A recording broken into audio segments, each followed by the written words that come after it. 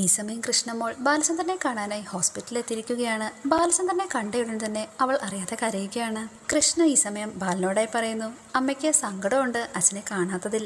അവൾക്ക് അത്രയ്ക്ക് സങ്കടമുണ്ടെങ്കിൽ ഇങ്ങോട്ട് വിളിക്ക്, വന്ന് കാണട്ടെ ഈ കിടപ്പെന്ന് പറഞ്ഞ് ദേഹത്തുണ്ടായിരുന്ന എല്ലാ വയറും ഊരിമാറ്റി അവിടെ നിന്ന് എഴുന്നേക്കാൻ ശ്രമിക്കുന്നു. അങ്ങനെ പിറ്റേ ദിവസം രാവിലെ എന്നത്തെയും പോലെ ഓരോ കാരണങ്ങൾ പറഞ്ഞ് അലീനെ നേർക്ക് തട്ടിക്കറയാനെ ചെല്ലുകയാണ് വൈജ. അവർ അലീനയോടായി പറയുന്നു, ഏതോ പെണ്ണ് പിഴച്ചു പ്രസവിച്ച ശേഷം അനാഥാലയത്തിൽ ഉപേക്ഷിച്ചതല്ലേ നിന്നെ.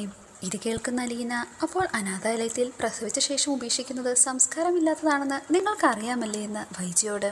ഇത് കേട്ട പാതി വൈജ അലീനയോട് ചോദിക്കുന്നു, എന്തുദ്ദേശിച്ചാണ് നീ ഇപ്പോൾ അങ്ങനെ പറഞ്ഞത്?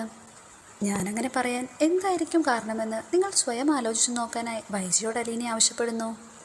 പിറ്റേ ദിവസം വീണ്ടും തനിക്ക് അച്ഛനെ കാണണമെന്ന് കൃഷ്ണമോൾ വൈജയോടായി പറയുന്നു. അതിന് നിന്നെ ഇങ്ങോട്ടേക്ക് കൂട്ടിക്കൊണ്ടുവരാൻ ആരാണുള്ളതെന്നാണ് വൈജ ചോദിക്കുന്നത്. വീട്ടിലിപ്പോൾ അലീന ചേച്ചി ഉണ്ടല്ലോ, ചേച്ചിയുടെ കൂടെ വരട്ടെ എന്ന് ചോദിക്കുമ്പോൾ അവളുടെ കൂടെ നീ ഏതായാലും ഇങ്ങോട്ടേക്ക് വരണ്ട, അവളെ ഒന്നും അങ്ങനെ ഹോസ്പിറ്റലിലേക്ക് ഇനി നീ കൊണ്ടുവരണ്ട എന്ന് വൈജ തീർത്ത് പറയുന്നു.